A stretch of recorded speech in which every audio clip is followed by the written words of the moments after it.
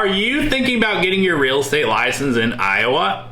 Well, if so, you're in the right place because I'm going to dive into exactly how to get your real estate license. My name is Tyler Roicki. I help people build better careers through real estate, and what better way to do that than with what a real estate license allows you to do, helping people buy, sell, and invest in real estate as a real estate agent. So before you get started, it's important to understand what the requirements are and that you meet them. Effectively, you'll want to be at least 18 years of age or older at the time you're getting your real estate license issued. So as long as you meet that requirement, we can move on and work through the process here. Step one is to enroll in real estate school online so that you can complete the required 60 hours of pre-licensing coursework for Iowa. And if you're looking for a place to get started, check out the pinned comment I've got below. I'll have a link to a course provider that meets the state's requirement, as well as some other resources to help you along the process moving forward.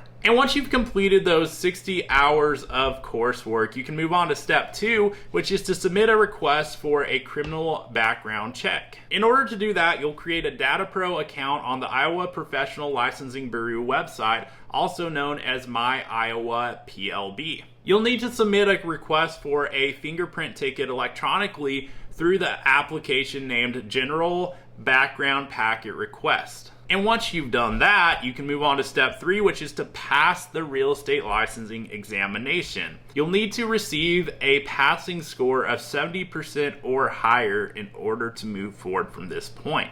So make sure that you spend some time reviewing your chapter summaries throughout the coursework or anything else you want to do to prepare in order to pass that exam. And if you need some study tips, you can leave a comment below. I'm happy to respond to those as well. And once you've passed that exam, you can move on to step four, which is the classroom course hours. So we already covered the online coursework that you can complete with your pre-licensing, but there's another component in addition to that, which are classroom hours, and the requirement is 3 12-hour classroom courses for a total of 36 hours with an approved course provider. And once you've required that education requirement, you can move on to step five, which is to select a brokerage.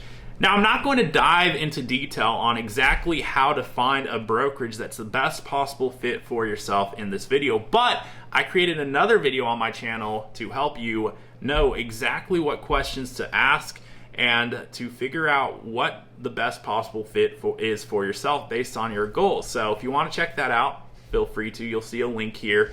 And that brings us to step six, which is to obtain errors and omissions insurance. Now, a side note on this is that depending on which real estate brokerage you decide to affiliate with, they may already have something in the way of errors and omissions to cover you on that. So I would check with whichever brokerage you intend on affiliating with before you go out and get your own E&O, because depending on what policy they have in place, you may or may not need it depending on the situation there. So it's always good to ask the brokerage you plan on affiliating with, and if need be, obtain your E&O after you check with them. And once you've got your E&O situation figured out, you can move on to step seven, which is to submit the Iowa Real Estate Salesperson application.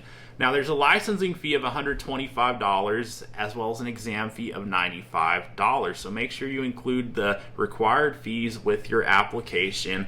And that brings us to last but not least, important step to not forget, which is step 8, which is to complete your CE requirements. So every 3-year renewal period, there are 36 hours of continuing education that you'll have due. So make sure that you complete that within the required time frame according to the requirements for the CE, and make sure that you fulfill everything that you need in order to renew your license every 3 years, because you don't want to let your license lapse after you've gone through everything required to get to this point. So now that you know exactly how to get your real estate license in Iowa, there's only one question that remains, which is, are you going to get after it? If so, hit that subscribe button so that I may continue to provide resources for you to help you along the journey ahead, which, by the way, if you haven't already done so, check out the pinned post I have in the comments, because I've included some links and resources to help you throughout the various steps in the process of getting your real estate license. And if there's anything I can do to help you now or in the future, feel free to reach out and let me know. And if you found this video helpful, you already know what to do. Hit that subscribe button, and I'll look forward to seeing you on the next video.